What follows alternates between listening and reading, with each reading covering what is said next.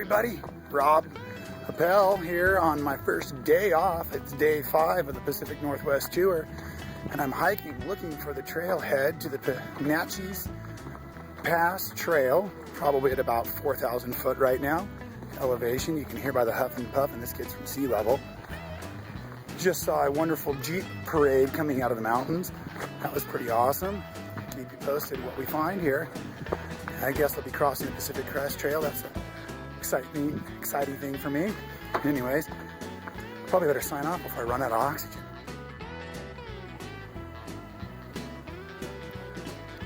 Made it to the first meadow here. I think it's called, let's look at the sign. Government Meadow. Pretty beautiful up here. Looks like I'm coming along a cabin. We've got a half a mile onto the walk and probably restrooms, even though unfortunately I just watered a tree. That's okay. So this is pretty neat back here. So neat. Inside the cabin, you've got a wood burning stove and a ladder that goes up to a loft, which must be where people would sleep. And this is one of those national forest cabins out here in front of this beautiful meadow that you could stay, I guess, for fun or in case of a little bit of a backcountry emergency. Would you like to wake up with that? It's your view every morning. Hello everybody. Oh, excuse me. I guess I'm a little winded. I thought I'd rested long enough for this report. I'm along the Pacific Crest Trails about 2 miles from my car. Doing wonderful. It's a gorgeous day out, almost at 5,000 foot elevation. Incredible scenery behind me there. But what I just ran into was awesome. I just met a woman and what appeared to be her daughter. I didn't talk to him too long, and I should have interviewed him for you all. But they've been walking the Pacific Crest Trail since April. They started down in Mexico, on the border of Mexico, California. And the little girl was just turning 9 along the trail. So they've been along the trail for about 5 months. So they don't want some jerk with a camera sticking it in their face, I'm sure. But nonetheless, how cool is that? Mom and daughter team out here walking. They're doing about 24 to 30 miles a day and just having a blast. They look like they're in terrific shape. I offered them, of course, all of my supplies, which is what you should do if you're on a day hike and you run into people that are through hiking. They didn't need anything, well prepared. So anyways, that's the first of my big adventures today, is to meet a mom and daughter team walking the Pacific Crest Trail since April. So cool. I'm really jealous. Okay, so I turned back maybe a quarter mile back, walked a little over an hour, got myself 3 miles. Don't want to end up too far into it, but I found this awesome little ridge. Now I'm going to safely try to get out that little spot to get some incredible pictures, but I also want to be careful of my footage because I'm out in the woods all by myself. I am being a bad hiker because I'm not on the trail I'm supposed to be, because I couldn't find the trail I was supposed to be on. So my family believes I'm in another part of this national forest, and I really want to make it home to see my kids. So let's slowly and safely make our way out here to this ridge. No cell phone access. And oh my goodness. Now, definitely not the first person to be here. There's a little tiny trail that goes out here.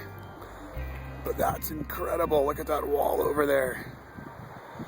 Probably a couple hundred good feet over the ground. This little pinnacle. And basically off to the right of the camera, over that mountain there, is Mount Rainier. So I'm obviously not where I'm supposed to be, but I'm certainly having a nice day. All right, we'll let you know we made it back safe to the truck when we get there. Thanks for tuning in with me this afternoon on day 1 of relaxation, day 5 of the Great Pacific Northwest Tour.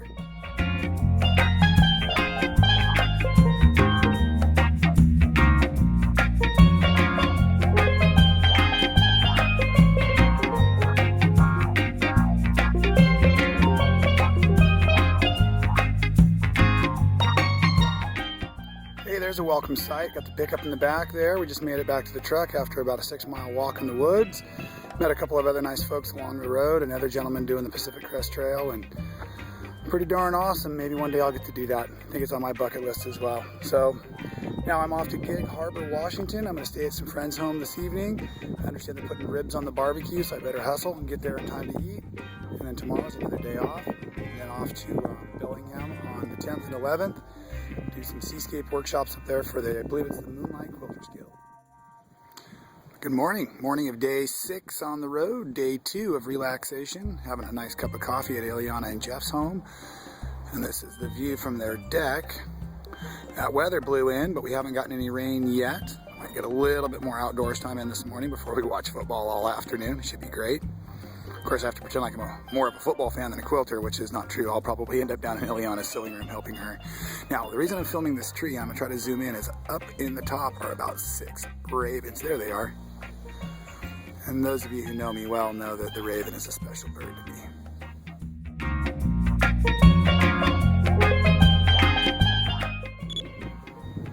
Okay, here we are, day 6, and I'm at the Semmel Homestead Park. There's supposedly some great trails in the background here. I met a nice lady.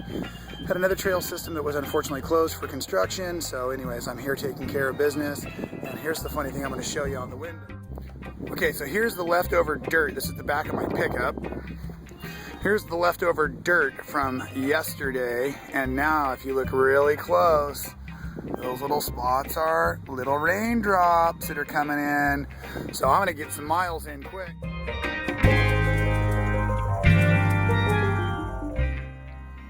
Okay, so on a serious note, I want you to look at these lines real quick, these lines of texture that run up a tree. I know it's a day off, but I want to talk about quilting and quilt stitching for a minute, because when you're running your stitching, imagine your machine coming down that path, around, forming that root, and back up over simple applique, right?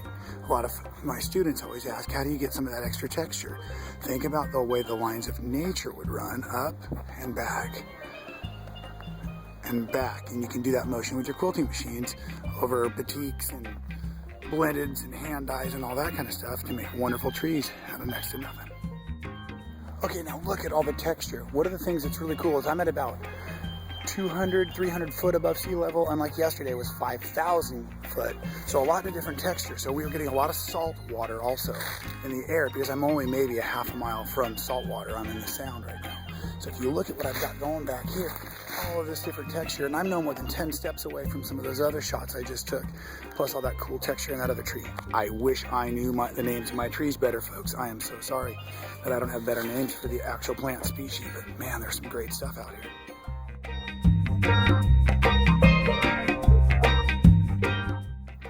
This tree is just plain hairy, just covered in moss. So, I mean, think about this. In your quilting textures and the ways you're building your landscapes, think about that as a brown batik quilt, stitch it underneath, up and down, and then come back on top and turn your machine in little circles with a fun green thread, like a green variegated, so that what will happen is as the threads build up on top of each other, the colors will change. That's a cool quilting technique too, found in the forest. I think I might be onto something here.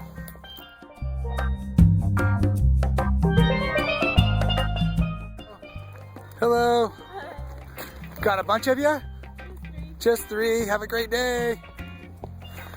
How cool is that? Well, hello. Uh-oh, this one stopped. How are you? Hi, how are you? Yeah? Nice to see you. Do you have a name? Go get him. Oh, gotta go get him. Squirt. Squirt. Okay, Squirt. Bye, thank you. That was crazy. The last horse in the convoy decided just to stop and have his nose rubbed because he wanted to be a star. Can blame him. Look what I found. The mother lode, wild berries.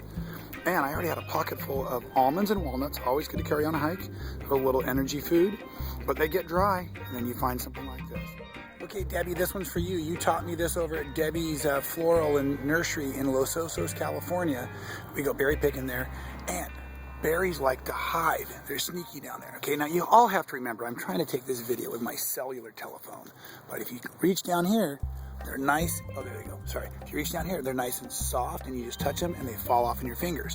That's how you know they're ripe. That other mother lode I found was awesome, but they weren't quite ripe. A few more days. But these ones hiding over here probably had more sun and are ready to go. What a treat. Oh, crud. Look at this pickle I've got myself into. I've got a handful of berries, and my favorite shirt got snagged. This is the Gibson Les Paul guitar shirt, and I don't know how do I get out of it. I think I'm gonna need both hands, but I don't want to set the berries down. I got it. I'll stand here and eat the berries, and then when the berries are gone, I can use both hands to untangle myself from this mess. Wish me luck. Okay, just made it back to the truck after a nice couple mile walk through the woods. And I'll let you know, I don't know if I said this or not, but the shirt made it out okay. Okay, so the Gibson Les Paul, is that an awesome shirt or what? Made it out, no problems, no berry branch holes in that. So anyways, probably wraps it up for my rest of my day. Day 6 of the big Pacific Northwest tour. I'm gonna jump in the truck, drive on home, have a nice dinner with Ileana and Jeff. Hit the road tomorrow morning for Bellingham. We got another couple of days of classes and presentations, and maybe I'll see you out on the road. Okay, bye now.